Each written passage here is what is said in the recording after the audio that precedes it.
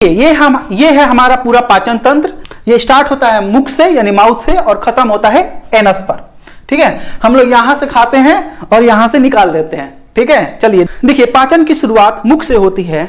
मुख में दांत होते हैं जो भोजन को छोटे छोटे टुकड़ों में काट देते हैं। क्योंकि जो हमारा इसोफेगस होता है, फूड पाइप होता है, वो पतला होता है, इतना मोटा नहीं होता कि कुछ भी खाएं और अंदर चला जाए। इसलिए दांत उसको छोटे छोटे कणों में काट देता है। हमारे मुंह में, माउथ में लार ग्रंथियां पाई जाती है, जिससे लार निकलते रहता है, जैसे इसका लार टपक रहा है। ठीक है, ये है लार ग्रंथियां और इसी ग्रंथियों से लार निकलता है जो हमारे खाने में मिल जाता है। और इसमें जीभ का भी बड़ा अच्छा रोल होता है। जीभ इन लार को हमारे भोजन में मिलाने में मदद करता है, जिससे हम लोग अच्छे से चीजों को निगल पाए। ठीक है, सूखी रोटी खाएं, अगर लार ना हो तो वो अंदर कैसे जाएगा, वो गले में ही जाकर फंस जाएगा। ठीक है, हम लोग निगल ही नहीं पाएंगे उसको। इसलिए आलू में स्टार्च पाया जाता है, मक्के में पाया जाता है, ठीक है, ब्रेड में पाया जाता है, ये पंपकिन वगैरह में पाया जाता है। जो चीजें खाने पर हल्की मीठी लगती है, जैसे आप ये आलू खाइएगा तो हल्का मीठा लगेगा। ठीक है, उसी तरह ब्रेड खाइएगा, रोटी खाइएगा तो थोड़ा सा चबाने के बाद वो थोड़ा मीठा लगने लगता है, थोड़ा मीठा मीठा सा एहसास होता है। तो आप समझ लीजिए कि उन चीजों में स्टार्च पाया जाता है। तो लार क्या करता है, वो इस स्टार्च को शर्करा यानी कि शुगर में बदल देता है। तो इसीलिए इन सब चीजों को खाने पर थोड़ा सा, जैसे हम लोग चबाते हैं तो थोड़ा मीठा मीठा सा लगने लगता है। ठीक है, तो इसीलिए स्टार्च का पाचन जो होता है मुंह से ही स्टार्ट हो जाता है। क्वेश्चन आए कि पाचन कहां से स्टार्ट होता है, तो इसका जवाब होगा मुख से स्टार्ट होता है। ठीक है, माउथ से ही पाचन की क्रिया स्टार्ट हो जाती है। ठीक है, जो मकड़ियां होती है, मकड़ियों का जाल जो आप लोग देखते हैं घरों में या कहीं पे भी, वो मकड़ियां अपने लार से ही बनाती है। ठीक है, ये अब हम लोग समझते हैं कि हम लोग चीजों को निगलते कैसे हैं।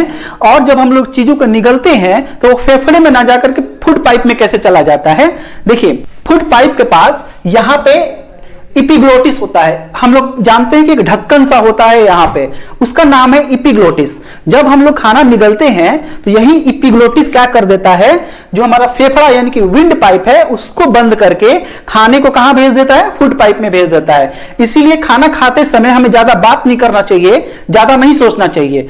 अगर अच्छे से काम नहीं करेगा तो खाते वक्त क्या हो जाएगा, खाना फंस सकता है। ठीक है, इसीलिए खाना खाते समय आप ये ध्यान रखें कि अच्छे से खाएं, शांति से खाएं, बोल करके ना खाएं या अपना ध्यान भटका करके ना खाएं। ठीक है, कभी कभी पानी पीने के दौरान भी ये हो जाता है। यहां पे भी देखिए, ये फूड यहां आया, इसके बाद ये एपिग्लोटिस इसको बंद कर देता है और ये खाना यहां चला जाता है। ठीक है, और फूड पाइप से खाना कहां चला जाता है, आमाशय में चला जाता है, इसमें चला जाता है। ठीक है, जब ये आमाशय यानी कि स्टमक में चला जाता है हमारा खाना, तो इसमें से निकलता है HCl यानी कि हाइड्रोक्लोरिक एसिड। ये इतना स्ट्रॉन्ग अम्ल होता है कि अगर इससे हम लोग अगर टॉयलेट की सफाई करें तो ये हार्पिक से ज्यादा अच्छे से क्लीन करेगा। ठीक है, करना नहीं है, मैं बस बता रहा हूं। अरे इतना स्ट्रॉन्ग एसिड है हमारे पेट में, तो हमारे पेट को क्यों नहीं गला देता है। इसका जवाब ये है कि हमारा जो स्टमक होता है वो म्यूकस मेम्ब्रेन से घिरा होता है और ये जो कवर होता है ये एसिड का असर नहीं होने देती है। ठीक है, समझ गए बात को। हम लोग भोजन करते हैं तो बहुत सारा बैक्टीरिया अंदर चला जाता है। ऐसा तो है नहीं कि सिर्फ हम लोग पका हुआ भोजन ही करते हैं। हम लोग पेड़ों से तोड़ करके अमरूद खा लेते हैं, आम खा लेते हैं, क्या उसमें बैक्टीरिया नहीं होते हैं? बिल्कुल होते हैं। ये आमाशय में जो ये हाइड्रोक्लोरिक एसिड होता है, ये भोजन के साथ आए हुए किसी भी बैक्टीरिया को मार देने का काम करता है। अगर ये बहुत स्ट्रॉन्ग एसिड होता है। देखिए, एक क्वेश्चन है कि हमारे पेट में जब भोजन चला जाता है तो वो आगे कैसे बढ़ता है, यानी कि स्टमक में तो चला गया, हम लोग खाए, यहाँ पे गिर गया, अंदर चला गया, वहां से आगे कैसे जाता है। देखिए, हमारा जो स्टमक होता है, ठीक है, हमारा जो पूरा डाइजेस्टिव सिस्टम होता है, वो क्या करता है, भोजन को ढकेलता है।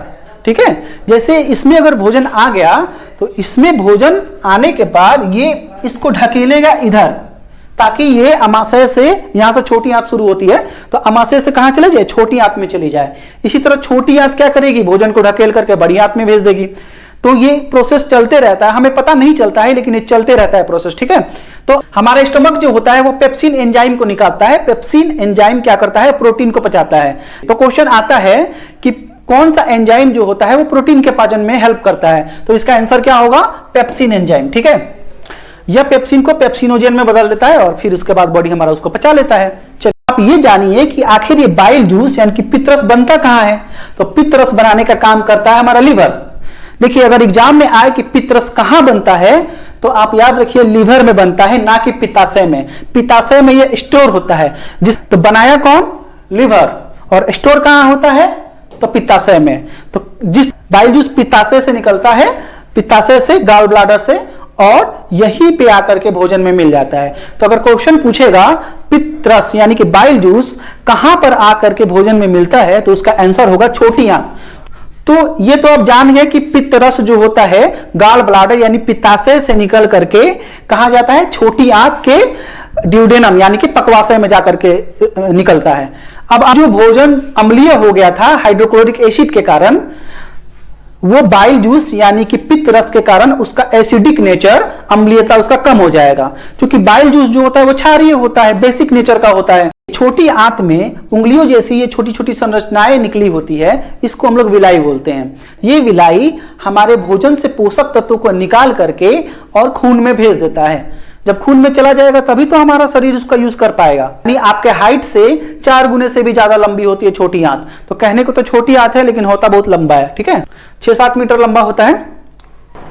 अब हमारा भोजन छोटी आंत से बड़ी आंत में चला जाएगा। देखिए ये है बड़ी आंत, ये जो लाल वाला देख रहे हैं बड़ी आंत है, और ये है छोटी आंत है। बड़ी आंत छोटी आंत से यहां पर आके मिलती है, इसको बोलते हैं सीकम। क्या बोलते हैं? सीकम।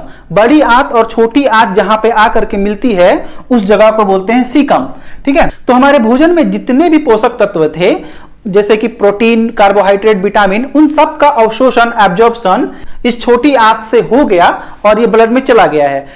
पचे हुए भोजन में अभी भी पानी की मात्रा होती है जिसका अवशोषण इस बड़ी आंत में हो जाता है। इस बड़ी आंत में छोटे छोटे रोम होते हैं जो इस पानी को सोख करके ब्लड में पहुंचा देते हैं, ठीक है। बड़ी आंतों में कुछ जीवाणु होते हैं, बैक्टीरिया होते हैं। तो ये जीवाणु क्या करते हैं?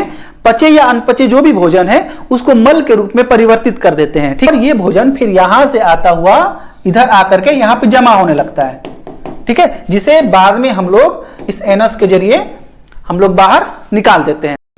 देखिए बड़ी आंत में एक हिस्सा होता है जिसे हम लोग बोलते हैं अपेंडिक्स। क्या बोलते हैं? अपेंडिक्स।